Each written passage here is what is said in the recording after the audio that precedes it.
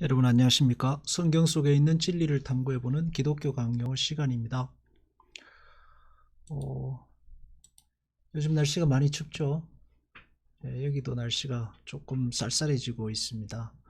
한국도 마이너스 15도까지 간다고 하는데 참 신기한 건 한국이 추우면 여기도 춥고 또 한국이 비가 많이 오면 여기도 비가 많이 오고 그런 것 같습니다.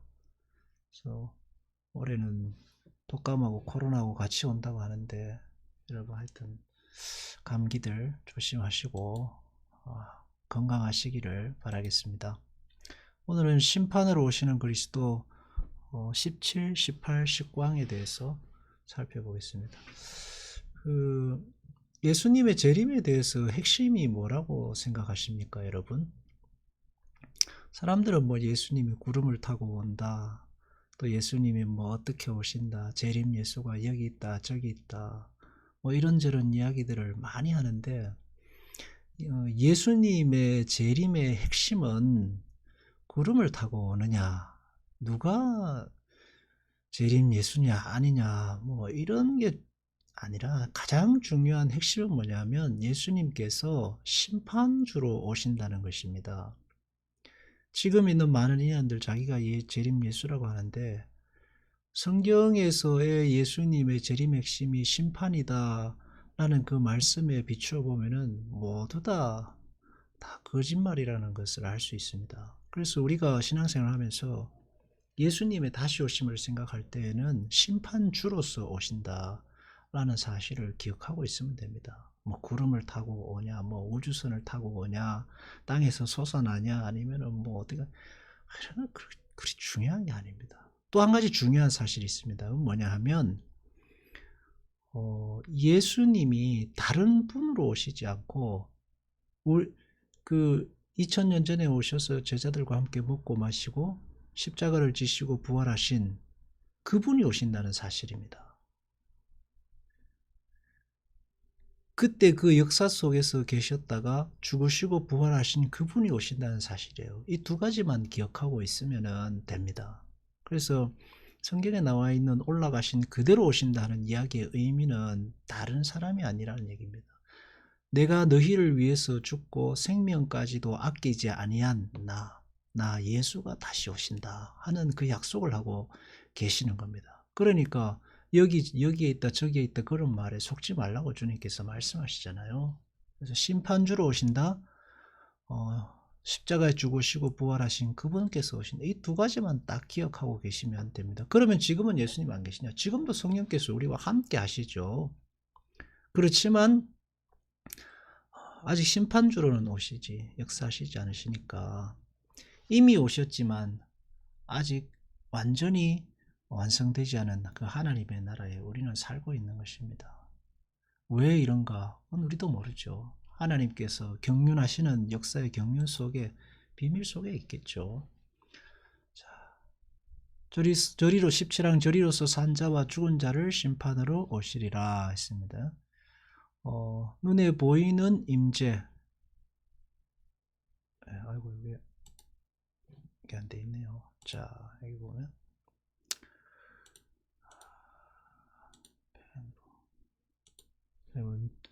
어, 믿음으로 그가 저 마지막 날에 나타내실 눈에 보이는 임재, 승천하신 때와 같이 보이는 형태로 하늘에서 내려오실 것이다 했어요. 그리고 사도행전 1장 11절에도 올려지신 예수는 하늘로 가심을 본 그대로 오시리라.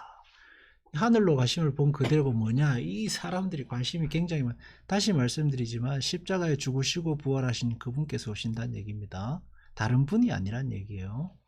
다른 육체의 다른 뭐 존재가 아닙니다. 그리고 이제 예수님께서 다시 오신다는 얘기는 사도행 계시록에도 있고 마태복음에 누가복음 마가복음에도 있고 사도행전에도 있는데 그 핵심은 뭐냐면 볼 것이란 얘기입니다. 보리라 뭘 보죠? 큰 능력과 권능입니다. 큰 능력과 권능. 그때는 이제 예수님께서 다시 재림하시는 때는 구름 속에 가려져 있는 분으로 뭐 십자가를 다시 지시는 분으로가 아니라 큰 권능과 영광으로 오셔서 세상을 심판하시는 심판주로 오신다 하는 것을 의미하고 있습니다. 그 사람의 눈이 그를 보겠다라고 되어 있잖아요. 그리고 애곡한다. 심판이 있으니까요. 예. 자, 인자가 구름을 타고 오신다 했습니다. 구름은 뭐냐? 하나님의 영광을 상징하는 것이죠. 어, 구름은 그 심판주. 구약 성경에 보면 이제 성경은 신약 성경은 구약 성경의 그 바탕을 두고 있습니다. 구약과 완전 동떨어진 신약 성경은 없다고 봐야 되죠. 구약의 배경 속에서 이제 신약 성경이 나오는 겁니다. 로마서 같은 경우도 구약 성경의 해석, 구약 성경의 해석이 로마서입니다. 그 신약 성경의 모든 성경들은 다 구약 성경의 예수님의 그 말씀을 기초로 한 해석이고 해설이나 마찬가지인 것이죠. 구약 성경에서의 구름은 보면은 그 하나님의 영광의 임재를 상징합니다. 모세가 시내산에 오를 때 구름이 가려웠죠. 밑에 있는 사람들은 보지 못했습니다. 출애굽 광야 가운데 이제 불구름과 구름 기둥으로 그들을 인도해 가시죠. 하나님의 임재 상징입니다. 솔로몬의 성전 봉헌식 때도 빽빽한 구름으로 임재하셨습니다. 그렇지만 아무도 눈으로 하나님을 볼 수 없었습니다. 모세조차도요. 근데 그 구약 성경의 하나님의 임재는 구름 속의 가리우심입니다. 성막을 만들 때에도 휘장 안으로 못 들어갑니다. 그러나 예수님의 마지막 재림에는 그 가리웠던 하나님의 영광의 임재가 드러나는 거예요. 모든 사람이 볼 수 있도록 마지막 최후 심판의 임재를 의미하는 것입니다. 그때가 아무도 모르죠. 100년 올지 1000년 올지 만년 올지 우리는 그 시간과 때를 알 수 없습니다. 하나님은 반드시 그 날이 우리에게 임할 것이다라고 말씀하는 거예요. 예수님이 안 오시면 우리가 가서 그 날을 맞이하게 되는 거니까요. 이단들의 해석, 뭐 구름을 성령으로 해석하고 또 어떤 구름을 육체로 해석하기도 하고, 나는 육체지만 내 안에 성령이 오셨으니까 내가 뭐 재림 예수다, 뭐 안상홍, 이만희, 뭐 이런 통일교 이런 사람들 이렇게 해석합니다. 근데 여러분 십자가에 죽으시고 부활하신 주님이 그대로 오신다고 했죠. 두 가지 생각. 십자가에 죽으시고 부활하신 그 주님이 오신다고요. 재림의 예수님 때는요. 올라가신 그분께서 그 심판주로 오신다고요. 심판주 아니잖아요. 지금 세습하고 있습니다. 안상홍 세습했죠. 통일교 세습했죠. 이제 이만희도 조금 있으면 세습할 겁니다. 다 사기꾼들이에요. 우리가 신앙으로 고백하고 믿고 섬기고 사랑하던 그 예수님께서 오십니다. 나를 위해서 피 흘리셨고 죽으셨던 그분이 오신다고요. 예. 다시 오실 재림의 주님은 그렇게 오시는 거예요. 그러니까 어떻게 오느냐 이런 게 중요한 게 아니에요. 그분이 오신다고요. 그리고 심판주로 오시는 것입니다. 자, 심판주로 오신다는 내용은 굉장히 중요한 것입니다. 왜냐하면 아무리 우리를 구속하셨어도 심판을 다른 사람이 하면은 그건 안 되잖아요. 그러니까 구속주이신 그리스도가 곧 심판주이시다 하는 그 이야기는 아주 굉장히 중요한 신앙의 그 핵심 내용 중에 하나입니다. 구속주께서 우리를 위해서 죽으시고 우리를 구원하셨는데 그분이 심판주로 오시기 때문에 우리를 대변하시고 우리의 허물을 덮으시고 우리를 위해 중보하시고 거기서도 우리의 편이 되시는 것입니다. 그래서 수호 천사들을 데리고 나타나시고 권능으로 함께 오시고 분리하실 것이고 심판을 면하지 못할 것이고 심판단 베풀을 것이고 소집될 것이고 다 성경 말씀의 내용들이잖아요. 그래서 얼마나 사람들이 무지한지 참 재림 예수 뭐 성경에서 하나도 맞지 않는 내용을 이야기 그걸 믿고 따르는 사람들은 참 안타까워요. 사탄이 역사하시는 거죠. 역사하는 거죠. 거기에 심판자가 구속자시다 하는 거예요. 굉장히 중요하죠. 우리를 위해서 간구하시고 우리를 위해서 죽으시고 부활하신 주님께서 심판주로 오시니까 끝까지 우리를 책임져 주시는 것, 이건 평범한 일이 아닌 것입니다. 그렇죠? 그래서 우리의 구원이 영원히 보장받는 이유는 구속주이신 주님께서 또한 우리의 심판주이시기 때문인 겁니다. 사도신경, 제가 사도신경의 이게 내용인데, 요약하면 그리스도 안에 각종 선한 것이 풍성하게 장만되어 있으므로 천지를 창조하신, 전능하사 천지를 전능하사 천지를 만드신 하나님 아버지를 내가 믿사오며로 시작해서 마지막까지 다 그리스도가 그 안에 있다는 얘기입니다. 그리스도 안에 각종 선한 것이 풍성하게 있으므로 다른 데로 갈 것이 아니라 이 원천에서 마음껏 마셔야 한다.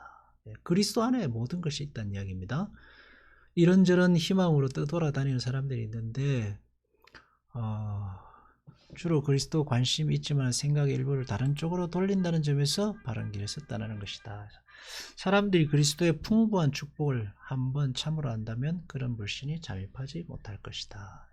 그러니까 예수 그리스도 안에 모든 풍요함이 있고 그 주님께서 여러분의 목자시고 구속자시고 여러분과 함께 하시고 여러분의 중보자시고 여러분의 인도자시고 생명 근원입니다. 나의 포도나무시고요. 우리가 풍요한 열매를 맺는 비결이 예수 그리스도 안에 있습니다. 뭐 쉽게 말하면은 내 주변에 있는 사람들, 뭐 우리 교회는 왜 어떠냐, 뭐 나는 왜 이렇게 이런 데 이런 데 우리의 인생에 핑계를 둘 것이 아니라 우리의 인생을 풍요하게 하시는, 우리를 살아있게 하시는 예수 그리스도, 나의 포도나무이신 예수 그리스도에게 접붙여 있다는 사실을 믿고 그리스도를 인하여서 그 믿음에 사랑을 더하고 인내를 더해서 살아가면 그리스도 안에 복된 풍요를 누리게 될 것입니다. 견눈질할 필요가 전혀 없어요. 내가 서 있는 그리스도 안에 있는 이 삶이 가장 복된 삶입니다. 기도하겠습니다. 주님, 대속주이신 예수님께서 심판주로 오실 것입니다. 나를 위해 죽으시고 부활하신 주님께서 다시 오실 것입니다. 여기 있다 저기 있다는 말들에 흔들 이유가 하나도 없겠죠. 그리고 주님 지금도 성령께서 우리와 함께 하십니다. 그렇게 함께 하시는 주님 앞에 온 마음을 다해 사랑으로 믿음으로 살아 복된 풍요를 누리는 우리 모든 교우들이 성도들이 되게 하여 주옵소서. 예수님 이름으로 기도합니다. 아멘.